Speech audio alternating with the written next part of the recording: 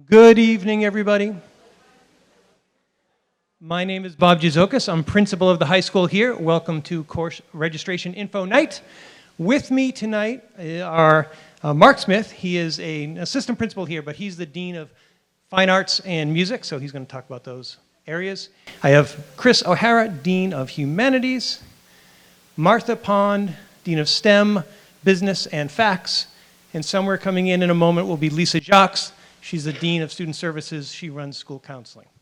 We're all going to speak tonight a little bit about all different parts of the program of studies and how you register for courses. All right, to begin, here's our agenda. I'm going to talk about 3 myths. It used to be 5. We're down to 3. This might be the last year. All right, but I have to just dispel some myths that are still out there. Some subject pathways, some visuals about courses from 9th grade to 12th grade. We're going to show you the program of studies and sort of the website and all the tools that are there for you.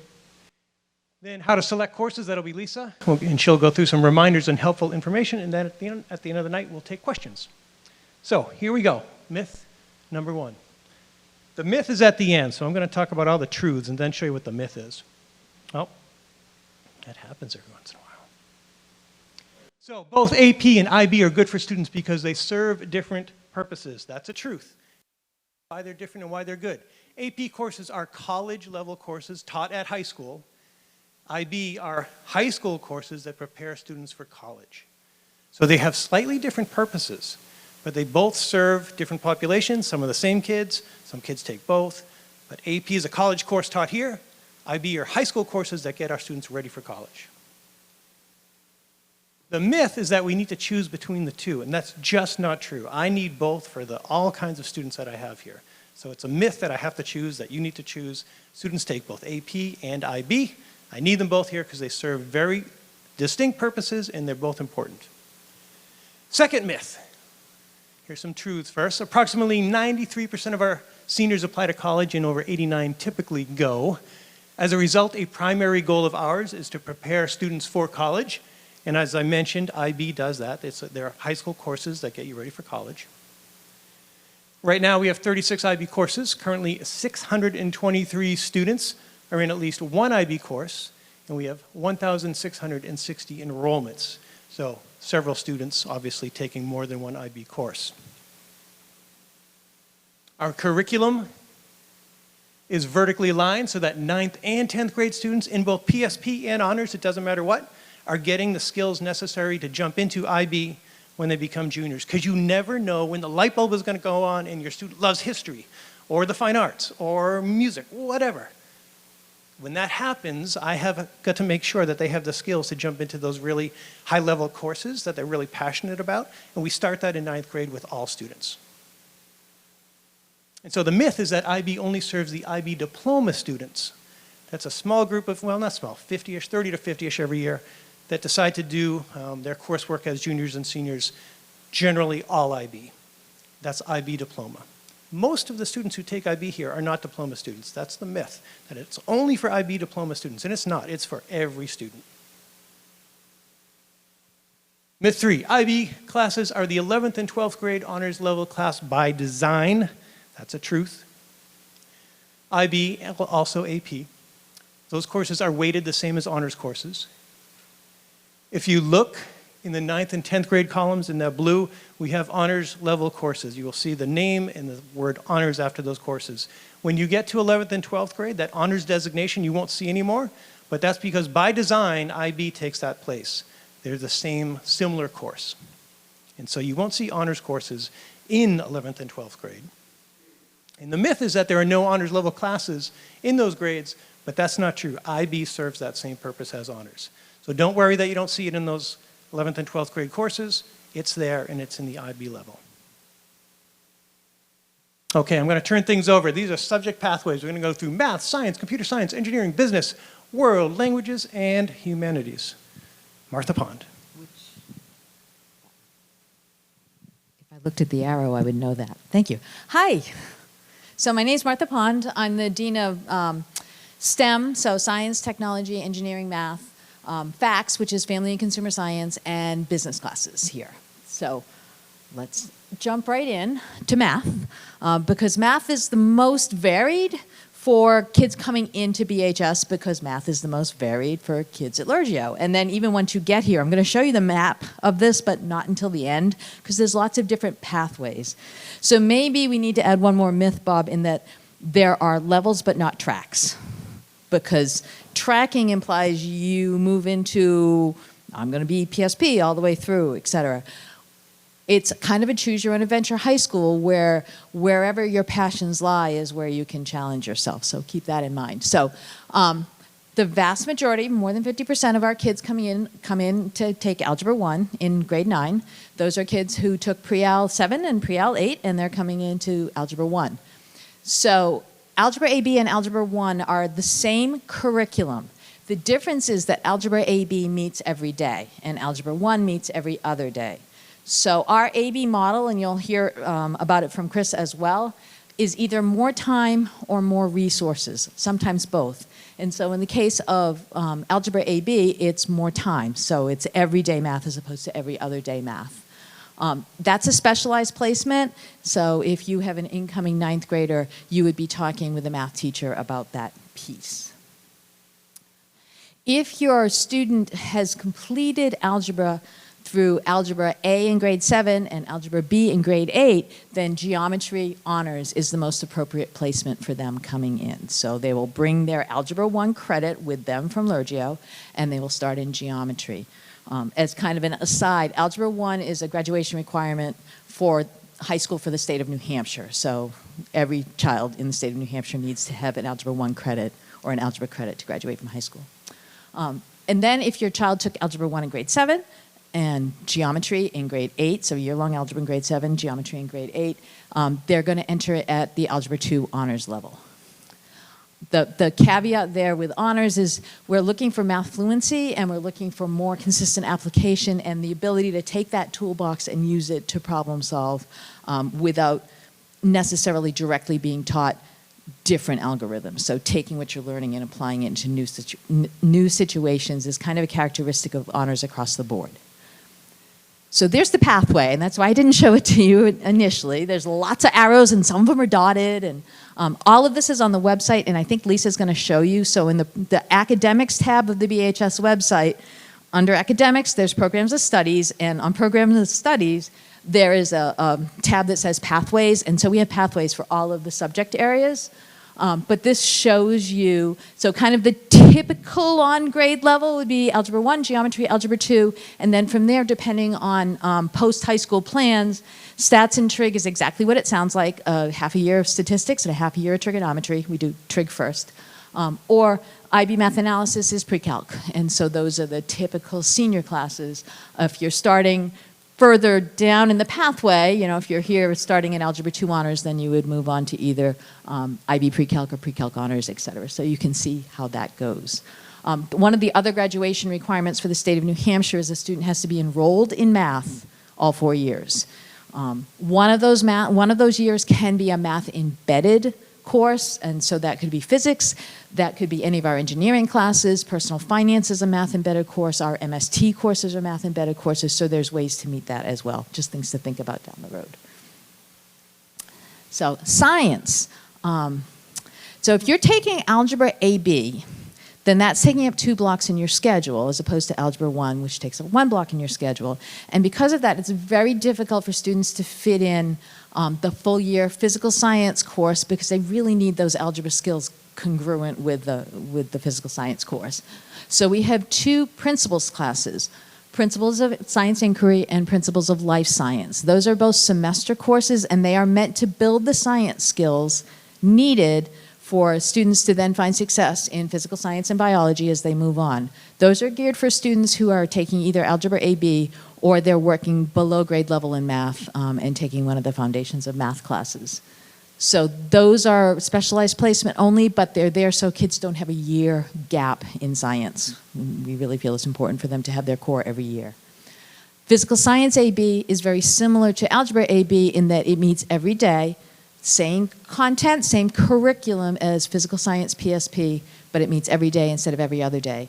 Typically what happens with these students is that they will take Algebra AB in grade 9 and Physical Science AB in grade 10. And then Physical Science is the incoming course, is the the starting science course for most incoming ninth graders. And we also have physical science honors. Again, more independent work, more problem-solving skills, more fluent algebra, applying what they're learning to new phenomena. After physical science comes biology. Biology is also a graduation requirement for the state of New Hampshire. And then from there on, it's chemistry, physics is the standard trackway, but as you're going to see in a moment, whoops, I went too fast, all kinds of electives also available.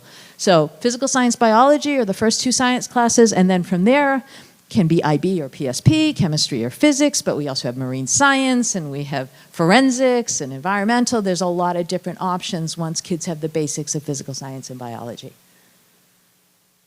So those are the two big ones. And then I just put a couple of other pathways up here to make you aware. So we do have a pretty robust computer science program. If you have kids who are interested, this is one of the places where an AP class can come younger. So AP Computer Science Principles is kind of an introduction to computer science class. It's not a programming class, although there's a programming unit as part of AP Computer Science Principles. So the only prereq for that is Algebra 1. So that is an option for a younger student to take. I wouldn't recommend in 9th grade, but in 10th grade that could certainly be an option. We also have a web design class, an intro to programming class, which programs in Python. I have to think for a moment. And then the AP computer programming class. We also have an engineering program, which leads ultimately to IB design. So we have an IB engineering course as well. If your student is interested at all, thinks they all want to experience engineering or is thinking about an engineering course in high school, not only should they do the core math and science that we recommend, but they really should take a semester elective in engineering to experience that design process and see if this is something they actually like to do. So we highly recommend that. And that would start with CAD, with 3D design. And then also we have business courses, so open to 9th graders would be Intro to Business, which is pretty much the prerequisite for almost everything. And there's an accounting class that's also open to 9th graders. And then the other piece that I would want to add about business is personal finance is also a BHS graduation requirement. That's later on though, that's for kids who are juniors and seniors to keep in mind. I'm going to jump in here. In another life, I was the Dean of World Languages. Mr. Gerard can't be here tonight, but he's the person who really oversees this department. So you can see there's 4 languages there. A lot of students take their language at Lurgio, but not all. So students can start their language here in any level 1 class. Even if you took a language at Lurgio, you can switch the language if you'd like and start here. I will say, because we go up to level 5, if you start your language here, level 1, and you want to get to level 5, the recommended course of action is to take an online level 2 course over the summer. So as a freshman, you would take level 1, level 2 in the summer, and then 3 when you're back in school as a sophomore. We have found that that is the best pathway, taking that online outside of BHS course early on rather than later. But that is the way to get to level 5 if you start a language here. I'm just going to add that the 2 advanced classes there, we have some students in Spanish and in French who take IB French or IB Spanish and the advanced course, even at the same time. You can do those concurrently. Those for our students who really love languages. You might have one of those at home. Other than that, these are pretty straightforward course selections right down. Chris O'Hara.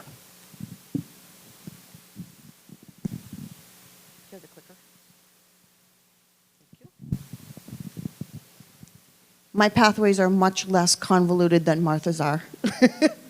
There are no arrows. So in humanities, all freshmen will take 2 classes. One is called Roots of Thought, and I'll get to the levels in just a minute. And the other one is in writing. Roots of Thought is a team-taught humanities course. Students have that class every day. It's team-taught between a social studies teacher and an English teacher. And it's a 2-credit course because they're getting their freshman English and their freshman social studies credit from that course. So you'll choose, there will be Roots and Roots Honors, which I'll talk about in just a minute. And then the other one is in writing, and there are lots of options for in writing, actually, how to how to fulfill that requirement. Students take English all 4 years. They have to have 4 credits of English. Honestly, most students end up with more than 4 credits of English because they take a lot of their electives in English as well.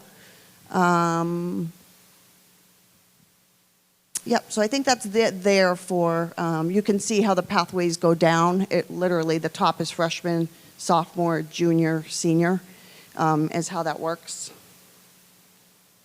So roots of thought. We have PSP, and I don't know if any of us actually said that, but PSP stands for post-secondary prep.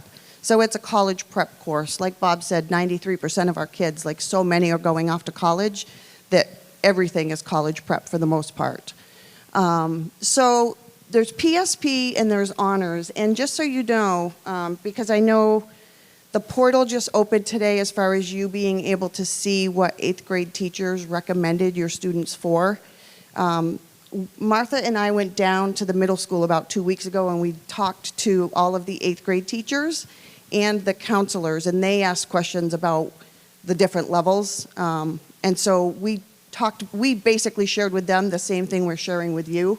So when you look at that recommendation, if you have questions about it, you can ask the 8th grade teacher, but that was based on what we're saying now and what we said 2 weeks ago.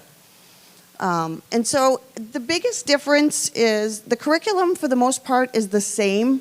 They get a little bit deeper in the honors course than they do in PSP simply because the pace is a little bit faster and they have more time.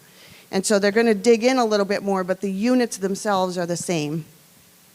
PSP, the post-secondary prep course, there's just a lot more scaffolding built into that course. Again, it's taught at college prep level, but when students are writing a paper, they're probably going to have the option of being given a graphic organizer to organize their ideas. They're going to do some conferencing during the class.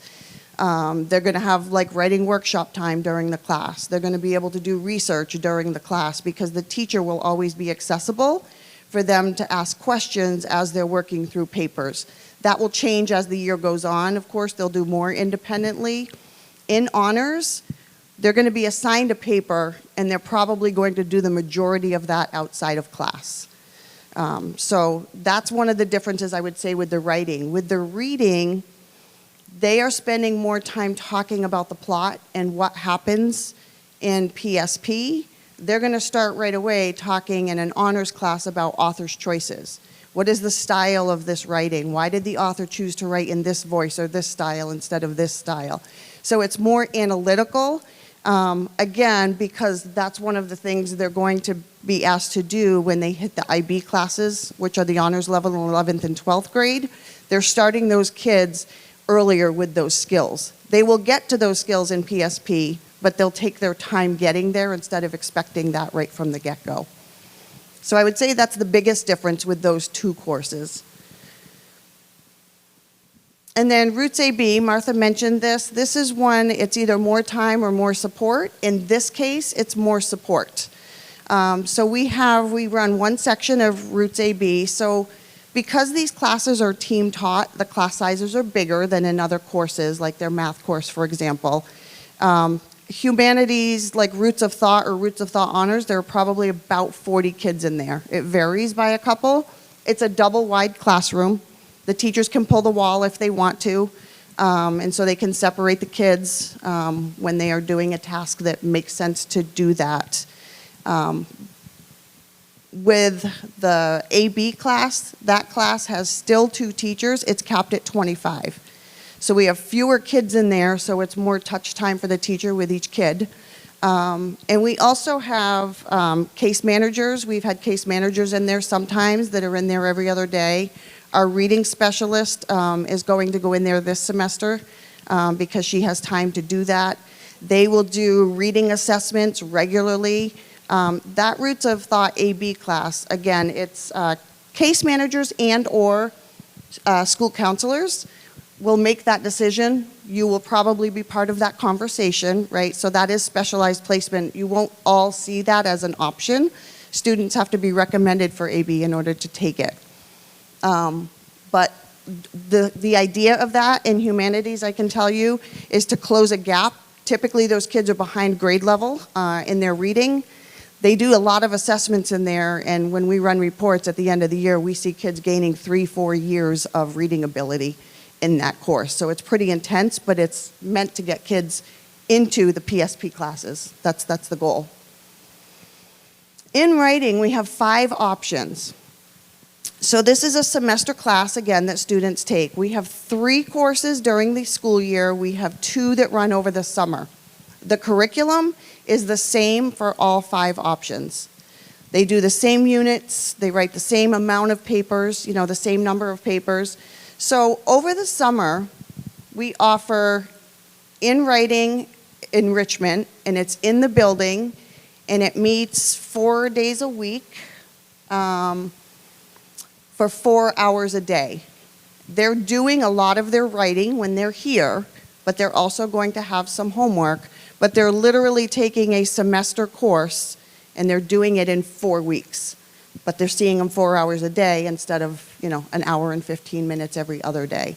So it's pretty intense. We do have students do that every year, and they do well. They do well with it. But I would say you've got to be really motivated because the pace is fast. So they're basically doing a unit of in writing every week, but they've got 16 hours to do that unit. They're writing a research paper, they're reading short stories and poems, they're doing some literary analysis. The whole goal of the in writing class is to get kids ready for the kind of writing they're going to have to do in humanities for the rest of high school. So it's all analytical writing, it's not a creative writing course. The other option during the summer is we have a hybrid. And that looks like the kids come to school for the first week. They learn the format, they set up the tech, everything they're going to have, they look at the rubrics, and then the rest of the course is online. So they don't come to the building at all, they take the rest of the course online. The important piece to recognize there is that students have to have access to online all the time. So we've had some students in the past that will sign up for that, and then they go away to like soccer camp, or they're going on vacation. If you're going on vacation, it's okay. You have to be in the United States, number one. Students' Google accounts won't work if you're not in the US. The system, for security reasons, it will shut them out. But they have to have access to a computer the whole time because they will have work that's due every week. They can't wait and do all of the work at the end. So if you're going to be gone at all, I would not suggest that one. Okay, unless it's not the weeks of summer school. And Lisa will talk about the dates of that. I don't know if it's definite, but we have an idea when it will run. And then during the school year, we have 3 versions. We have the typical in writing will be every other day for a semester. They'll have it first semester or second semester. We also have an online course. They will meet once with the teacher. It'll be either before or after school because the students will not have it built into their schedule. It frees up a block in their schedule so they can take another elective. So they don't have it during a block, but they'll have to meet with the teacher once to set up, again, how the course is going to run, the expectations. The rest of the course happens over the course of a semester, and it's online. It's different than what's in the summer simply because it is spread out. It's still over a semester and not in 4 weeks. So it's more time, but you're not in the classroom with a teacher taking that course. It all happens online. We are adding next year, we have one section of this just because I talked about Roots of Thought AB. We are adding a section of In Writing AB. Again, that will be specialized placement. That course will be, instead of a half-credit course, it's a 1-credit course because it will run the entire year. So for students who struggle a little bit more with writing, up to now, some of those students have waited to take that course. Like Martha said, we want them in their core classes all the time because otherwise they're just we don't want them to lose those skills. And so that will be all year, every other day. It will not be a semester, and it will be a full credit.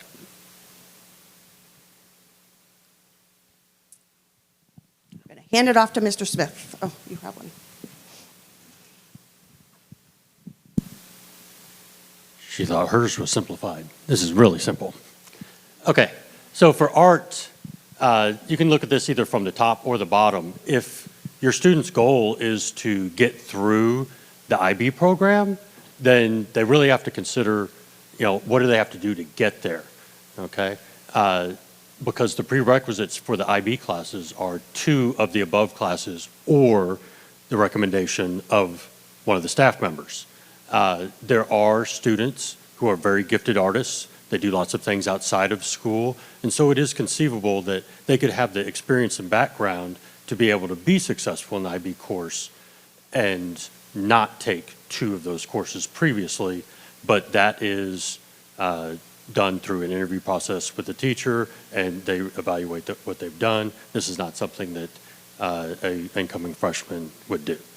Generally, where most of our students start is up there at the top. They pick one of those disciplines they'd like to explore. Sometimes they follow it through to the second level of that course or the advanced level of that course.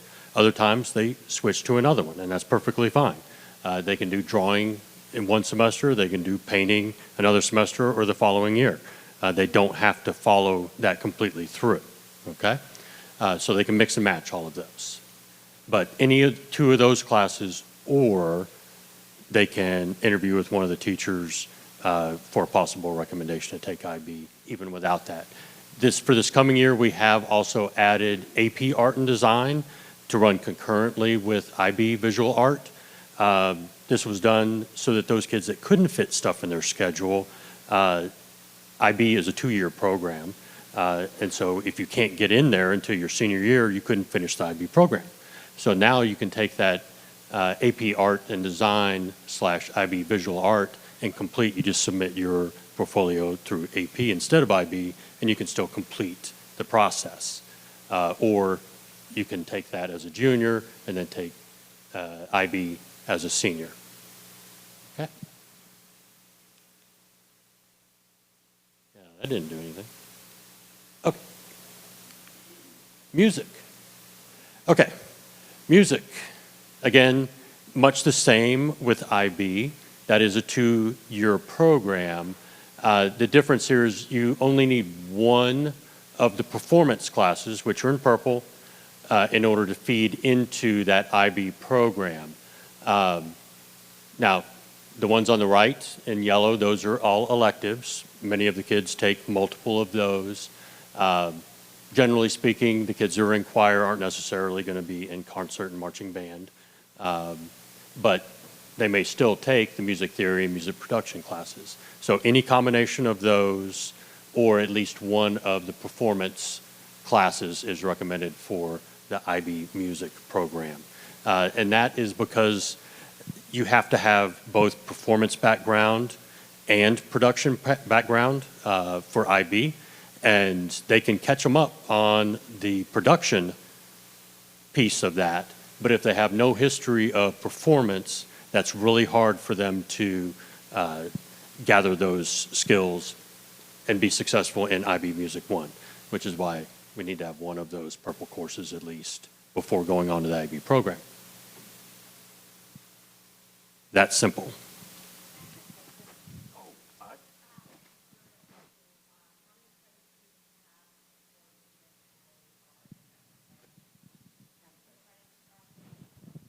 So for your fine arts credit for graduation, it's actually 0.5 or half credit over the course of 4 years.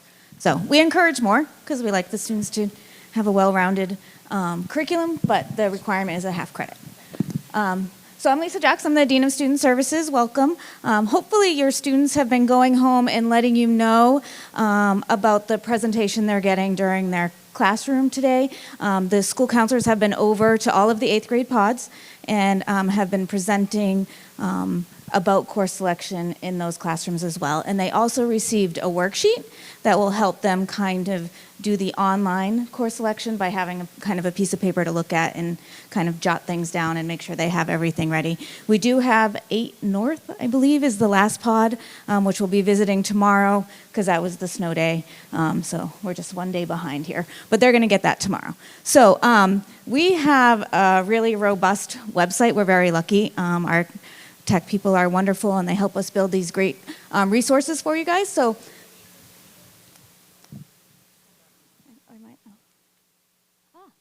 here we go. Thanks. I know it all by heart, so I don't even need the slide, but that's okay. So on our website, we do have if you go to the BHS website, you'll see at the top there's an academics tab, and scroll down to the program of studies. At that program of studies, there's a lot of really excellent resources that you and your student can use, not just for next year, but over the course of the next 4 years. We have worksheets. So this, on the next page, you'll see the worksheet. But the program of studies is actually searchable. So if you want to see and look up more details about an elective that your student is mentioning to you they're interested in, you can just type it in the search window in the program of studies and then read the details about that class. So it's a really great resource. It helps you filter and look. So BHS website, academics, program of studies. So over here on the right, that's the worksheet that your students are getting in their 8th grade pods. And again, it just helps them kind of make a plan before you go in and have to like electronically make your course selections. So at the top, it shows them sort of their required classes. And as you can see, as an incoming 9th grader, they have a lot of required courses. We sort of front load that, get all their required courses in, and then each year they get a little bit more flexibility to choose their pathway and what they're interested in. But next year's is pretty kind of fixed in their total credits. They don't have a lot of room to take all those fun electives at the bottom that they're mostly going to be talking about and excited about, right? But they really have very little space for next year. But just remind them they have 4 years to take all those things that they're excited to do. And although this page doesn't show it, we also have one of those PDF documents for sophomores, juniors, and seniors too. Yes. Yep. So there's great resources, again, on this program. All those pathways that you saw that the dean showed, that's all linked on that same. If you look at the top, it says Program of Studies. You've got pathways. So it's all right there for you to continue researching. So I'm briefly going to show you that it's a 5-minute video. We're not going to watch the whole thing, but I'm going to show you just a little bit. But right on this page, there's a video that walks you through how to go in and complete the course request screens in PowerSchool on your parent account. But we're just going to watch a little bit of it, and then I'll talk about it, and you can go to the website and watch the whole 5 minutes when you're home and getting ready to do it, so it'll be fresh. So.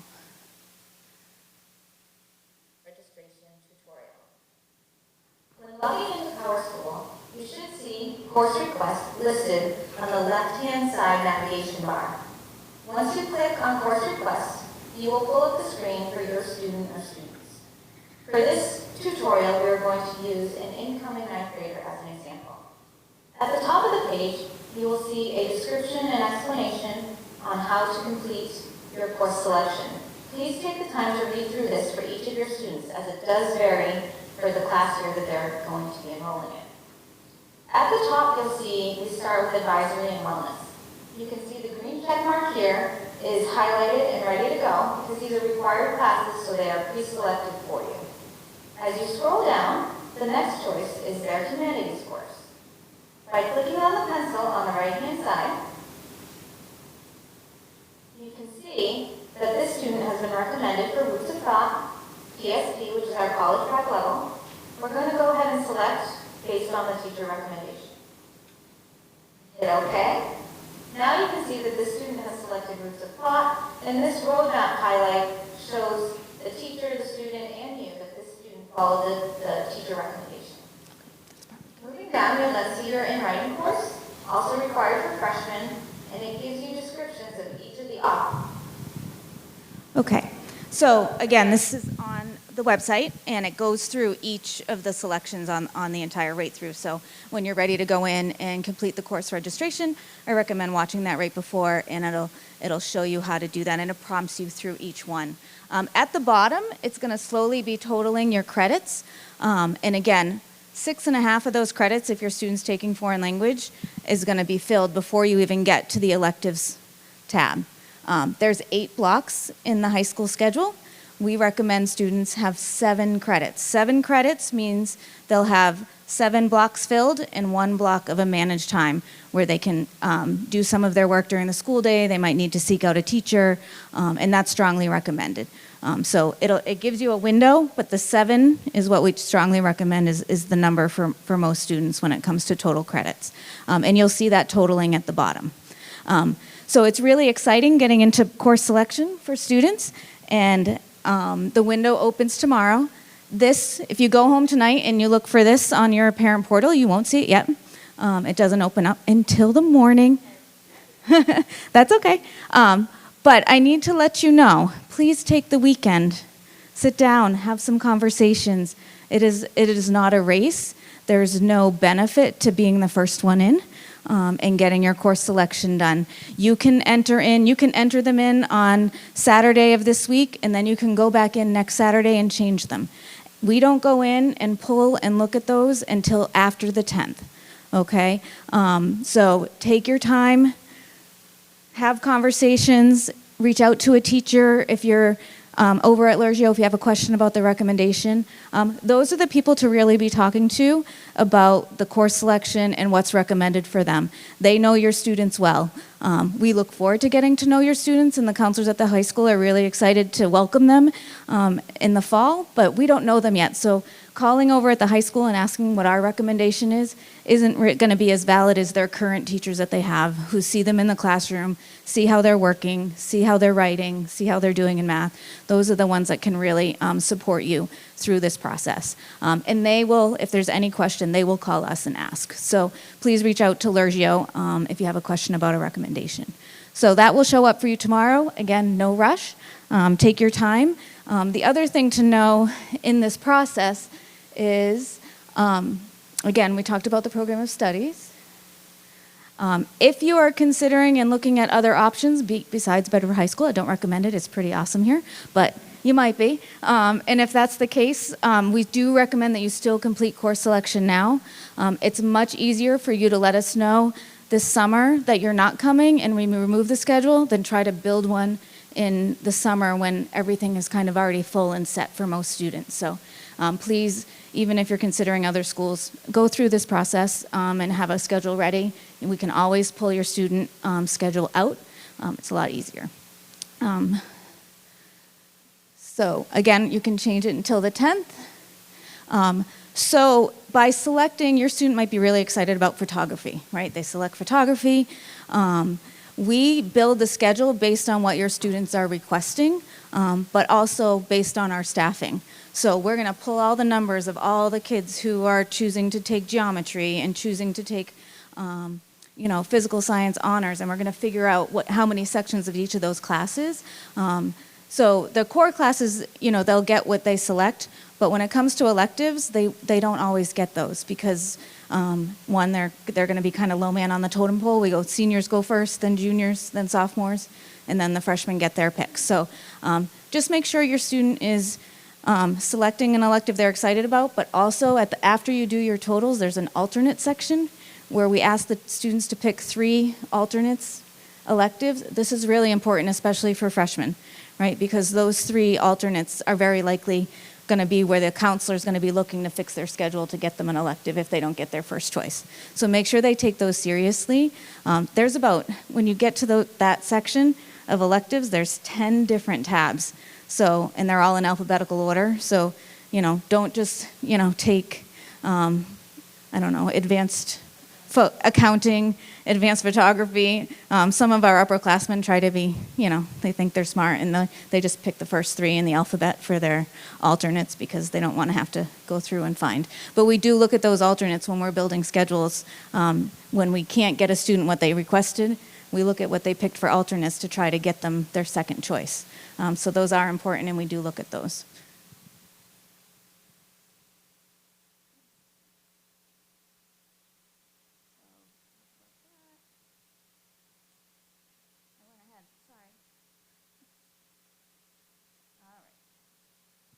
So we go through the course selection process, we build schedules, we spend a lot of time trying to make them as best we can.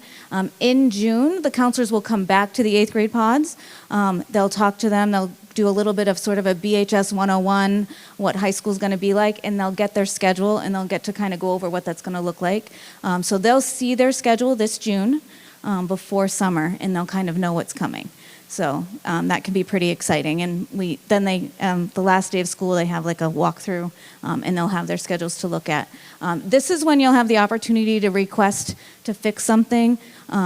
Things that we typically see for requests at that time is, say right now your student, had a rough December and they're struggling in their English and social studies, so they weren't recommended for PSP, but they started doing much better. You can request at that time to move to honors.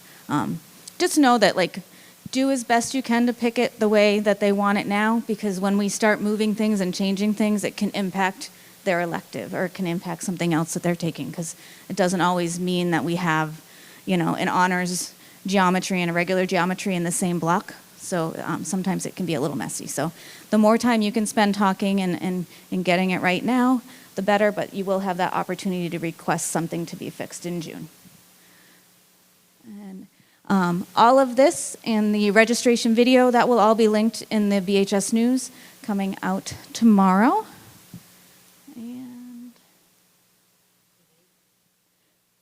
And this is the 8th grade parent night. So we go back in June and we talk to your students in the classroom, but this is your opportunity to learn more and go into more detail once we're really getting ready to have them come up here about what high school is like.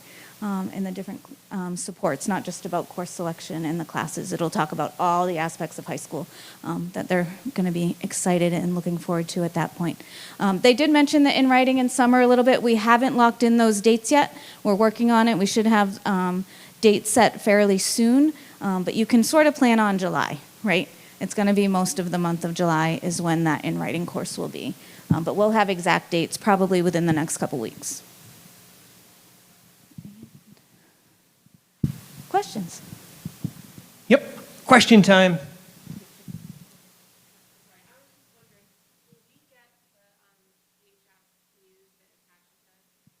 The question is, will you get, if you're over at Lergio, get what I'm going to send out in my BHS News? The answer is yes. I sent Mr. Joyce the exact same thing that I'm sending out. I did that today, and he confirmed that he got it, so yes. Other questions? Right here.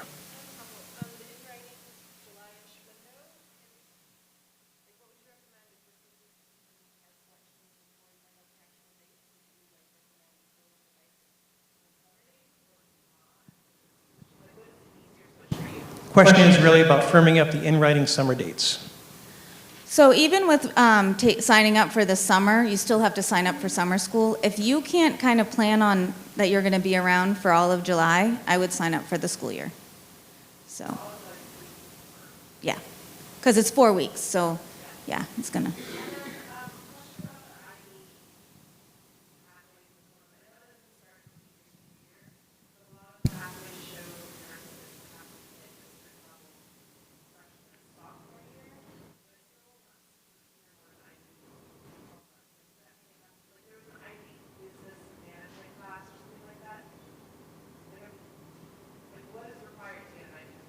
Sure. The question is, at its essence, what is required to get an IB diploma?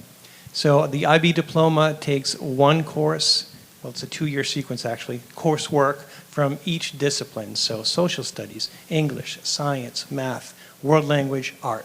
And so students take a 2-year sequence, sometimes a 1-year sequence. There's options in each one of those areas. Plus, they take something called extended essay, theory of knowledge, and they do some essentially community service in a project called CAS.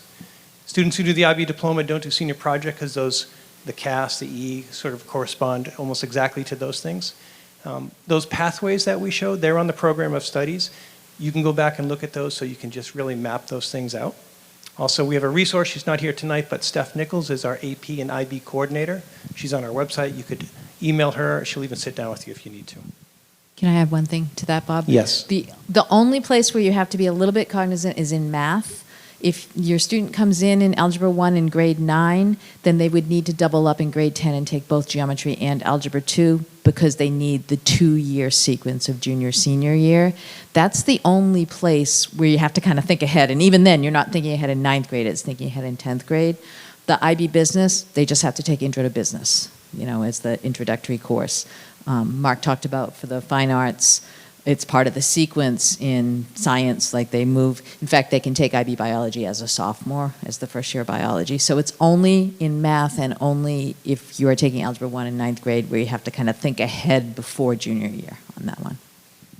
I'm really proud of our IB program, but if the diploma went away, that would be fine by me, quite honestly, because IB is for all students, and some students take 5 courses, 4, 3, 2, 1. It's really getting young people ready for what's coming next. And so don't put too much pressure on yourself about the IB diploma program. Some kids, it's just the right fit. Other students, it's just not. I have students who take AP and IB, and all AP.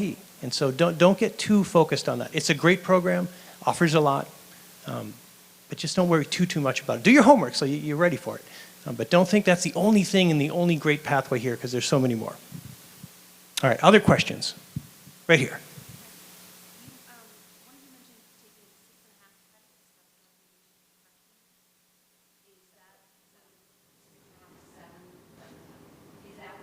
All 4 years, or if you take 6.5 freshman year, you can take more somewhere down the line? The question is about if you take 6.5 to 7 credits as a ninth grader, what does that mean for future years? Yes, so taking 6.5 to 7 credits will have you over the 24. You actually can gradually work towards meeting all your graduation requirements, only taking 6.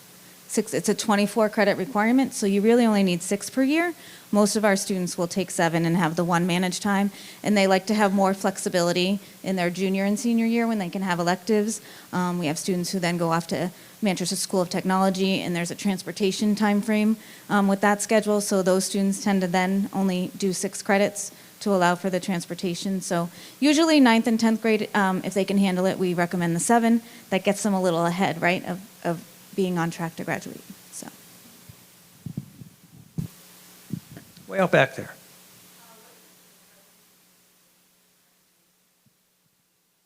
That's a good question. What if there's a discrepancy between the teacher recommendation and sort of what the parents or the student really want to do? I'll take that one. You can jump in. That's fine. That is A-OK. So I will say Lurgio's teachers and our teachers do really, really good with recommendations. We have historically looked at teacher recommendations. How are those students doing? The ones that didn't follow the recommendation, how are they doing? And it shows that our teachers are really almost spot on.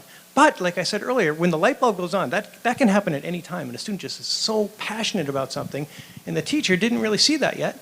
That student can take that advanced course or whatever outside of the recommendation. That is fine. It's fine. You want to jump in on that? Yep. Yep. The only thing to keep in mind with that, just because Martha and I were just saying we see this every year. So the first 4 weeks of the school year, we have an add drop period. I call it add drop. It's really not. It's level change. Thank you. I couldn't think of the term. But our level change, you can level up or you can level down. So you try a level and you think, oh, this is worse than I thought it was going to be, or this is too easy, I want to level up. You go to your guidance counselor in the first month. If there's a seat, you can move. But like Lisa said, we build the number of sections of courses based on requests. So sometimes there isn't a seat available if a student wants to level change. So they can do that provided there's a seat, but we're not going to over-enroll, because if we over-enroll for 2 kids, we're over-enrolling for 4, and it's not good for your kids to have 35 kids sitting in a room with 1 teacher, right? So if there's seats, we let those happen. Trust the recommendation, but just have an honest conversation with your kiddo. There was a question down here somewhere, I think. Yeah, right there. When does MST become an option? It becomes an option mostly junior year, but there's one program, cosmetology, that is open to sophomores, but all the other programs start junior year. Right here in the corner, yeah. Graduation requirement for foreign language. There is none, believe it or not. Most colleges would like 2 years, 3 years. UNH asks for 2 years, but it's not a high school graduation requirement. But it acts like one because if you're going off to college, most colleges are looking for that. Sign language, is it yep, I'm getting all kinds of head shakes. 99% of your schools are going to accept sign language. Right here.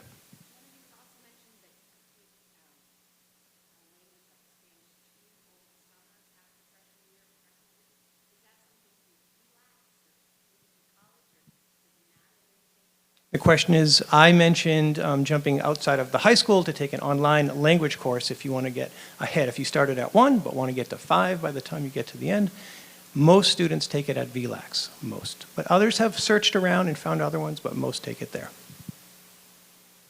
Other questions? Right here, yep, and then we'll go 1, 2.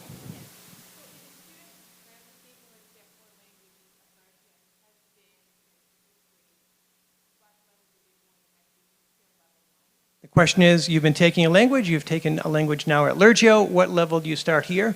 The Lurgio level, the 2-year, 7th, 8th grade, counts as a level 1 for us. It's the same curriculum, actually. And so that student would start here level 2. Start here level 2 if you did a language at Lurgio.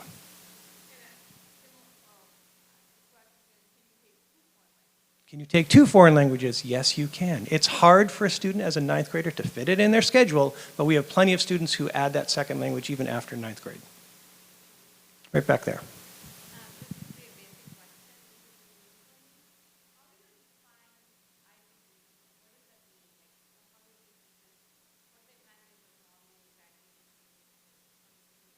Sure. I'm not going to spend a lot of time on this. You come see me right after we're done, and I'll do more. But the IB diploma, it's called a diploma. It's a separate diploma altogether. Students who take the IB diploma program take those 5 areas of 2-year sequences, basically, and some other core classes.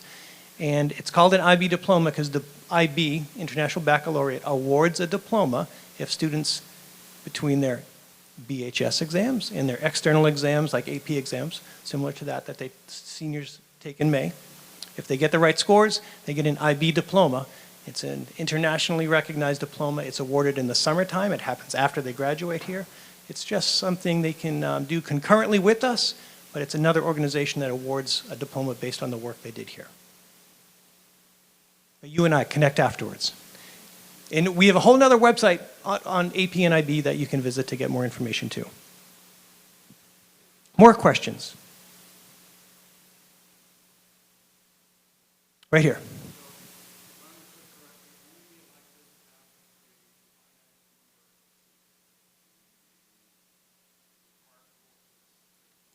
Sure, the question was, only the electives have a finite number of seats. All of our, like if you're in a non-elective, a required class, a math class, I cap that number so that I don't have 50, 100 people, right, in one course. So they all have a finite amount, but then we put teachers for those required classes in a section so that every student gets those required classes. So they are capped. There's a finite number, but I just keep adding a section until I get every student in that class. Am I answering your question? Maybe? Okay. I'm just going to add to that, and that's why the course selection is important, because we build those sections and make sure there's enough seats based on what you guys have selected for your core. And then we do our best when students change their mind or the light bulb goes off to do those level changes, but that's where we can't guarantee, right? So because we have this many sections of physical science honors that we built based on what students selected, and we have this many sections of PSP, and you know, we have a finite number of physical science teachers, right? So we had to split them up and make sure we had rooms. So if there's changes, it's not always automatic that there will be space to move around, right? So a lot of times, 8th graders, you know, they will be worried about their lunch and the social aspect, and sometimes they have to just make adjustments to that, and they all do really well and they get there, but at first it's a little tough, and they'll come in and they'll want to switch their science class to a different block so they can be with a friend, and those are, there are not spots for that, right? The schedule is built and there's a limit of how many kids can be in that classroom, and we can't make changes for those things. And it is more true, as you pointed out, for electives, because I just don't have enough teachers to teach an unlimited amount of guitar sections, right? They have to do other things. Right here.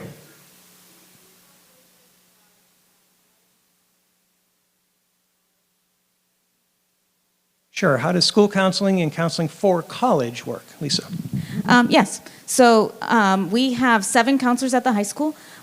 We have 6 full-time, and then our 7th counselor is a half school counselor, half LADAC. We work really close. You're going to find that your high school student will get to know their counselor the first week of school. They are in the counseling office. They come in through their Wellness 1 class. Then they have a freshman one-on-one meeting Every single year they're in high school, they have a one-on-one meeting scheduled with their counselor to talk about career development, what their goals are, get to know you, so that by the time we get to junior year and we're really getting into more of the details of college planning, they already know their counselor. So those are the set appointments, but we also have an on-call system where there's a counselor on call all the time, every day.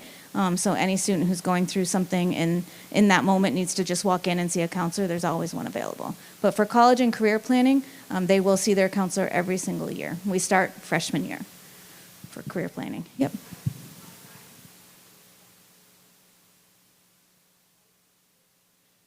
No, we don't have any guidance counselors at the high school. We have school counselors, and they do the college planning and everything else. They can come down and make an appointment as much or as often as they want, but they will have, the counselor will be reaching out to them and scheduling them appointment once per year. They have about 250 students apiece. I'm going to use that question as a reason to come to the May 8th grade information night, because there's going to be a lot of that kind of stuff, just everything outside of course registration. We tell you a lot of information then. Other questions on course registration? Yes?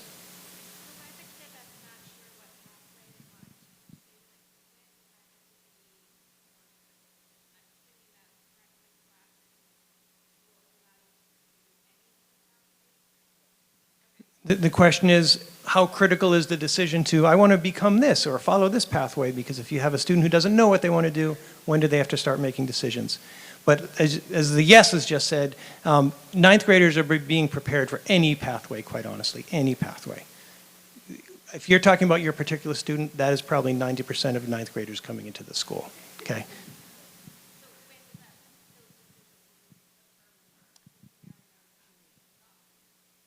So sophomore into junior year, and then especially junior year, you're really picking some courses where you want to really be thinking about what you're up to. Any last questions? Yep.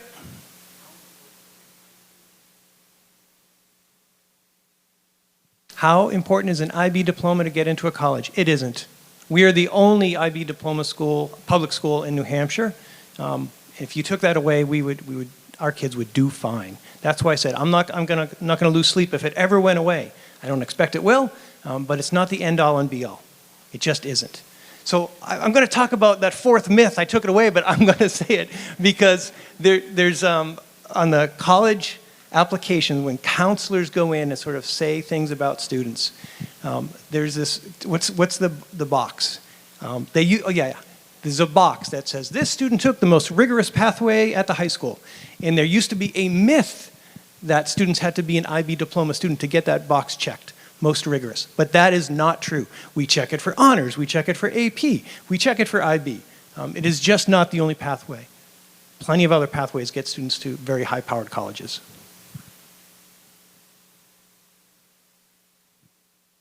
Okay, we're going to hang out. If you have other questions, come on down. If you have a question on the way home, feel free to email us. Thank you for coming out.